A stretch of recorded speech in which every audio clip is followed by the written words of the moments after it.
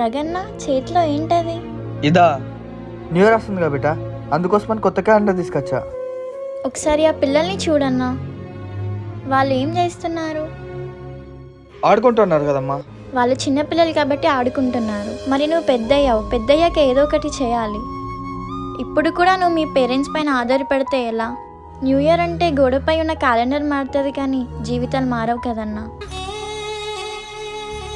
ఇప్పటికీ నీకేమైనా కావాలంటే మీ అమ్మ నాన్నల్నే అడుగుతావు, నీకు నువ్వు సొంతంగా సంపాదించుకోలేవా? ఒక ఏజ్ వచ్చాక మనం ఏది సాధించకపోతే మనిషికి గొడ్డుకి తేడా ఉండదన్నా. న్యూ ఇయర్ అంటే సెలబ్రేషన్స్ చేసుకోవడం, తాగడం, తిరగడం కాదు.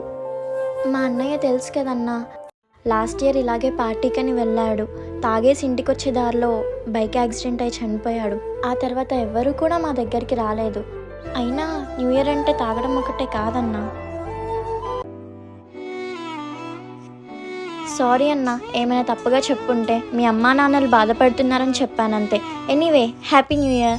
Thank you, same to you.